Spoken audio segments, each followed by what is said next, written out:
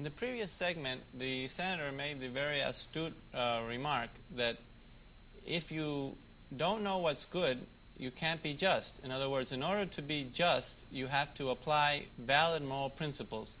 So I think we should spend some time trying to identify what are valid moral principles and what is the good, so then we can use that as a criteria when we're going to be just, when we're going to evaluate other men and their actions.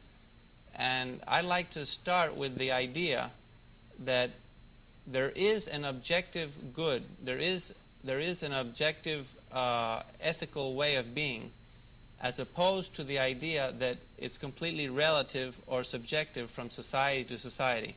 Now, I've asked you previously whether if society says something is good, it is not necessarily good, right? Correct.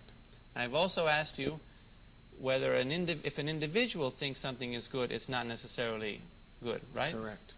So it's not just a matter of subjective choice. And it's not a matter of an authority either. If an authority says something is good, that doesn't make it good necessarily. We have ample examples in history where that proved to be mistaken. Correct. So we're still left with that basic problem of identifying on what facts of reality is the distinction between good and bad based, or is there nothing good or bad? Now I'm getting a clearer picture of where you want to take all this. I think. Okay. And I've the cobwebs are moved away a little bit in terms of what I believed have been up to now some of the semantic differences that we've had. I think the basis upon which I believe those objective judgments can be made are the application of rational behavior. I would agree with that. Man's ability to reason. The distinguishing feature that you and I both pointed out in the very first program we had a chance to speak to. And it seems to me that is the premise upon which our entire system of justice is based.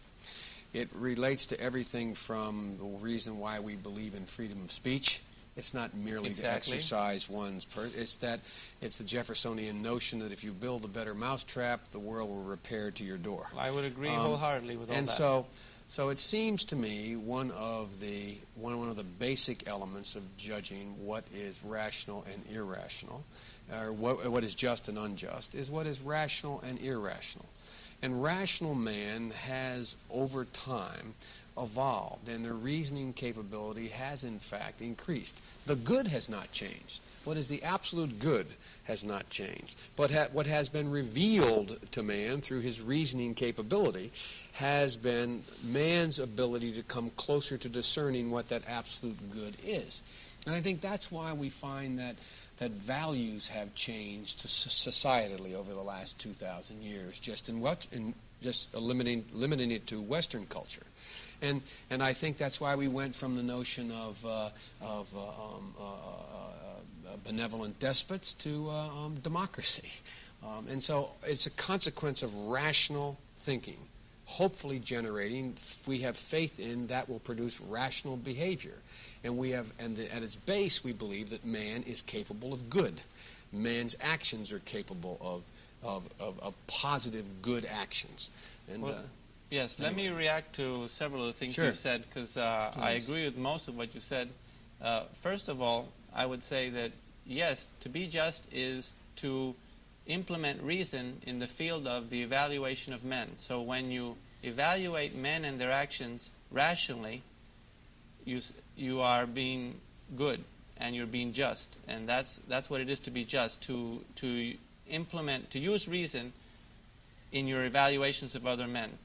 And if you recall, one of the principles that I mentioned as a valid, objective moral principle that will always advance a man's life and will always be favorable to his life was the exercise of reason.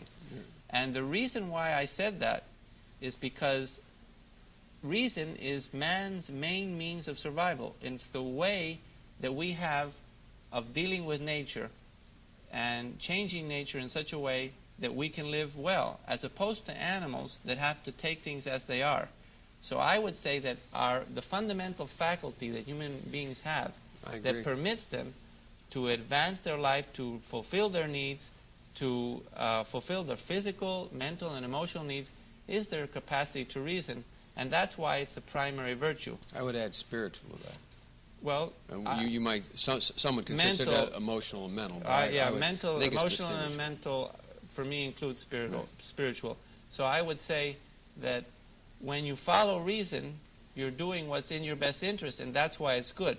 But that's anchored in the idea that man's life, the requirements of man's life, is the ultimate criteria, and that it's correct to do what's in your best interest, and the thing that's really in your best interest in life is to reason, to produce, and to exchange with other human beings for mutual benefit based on mutual agreement. And that's the kind of society, I think, that started with the Founding Fathers in the United States. I agree with that. And was illuminated by the Enlightenment, which were men that were committed to reason, and that is the reason why we've had such success as a society. I agree. And to the degree we get away from that, we'll be making a mistake. And to the degree we stay on that course, I think we'll be doing the right thing. I could not agree with you more.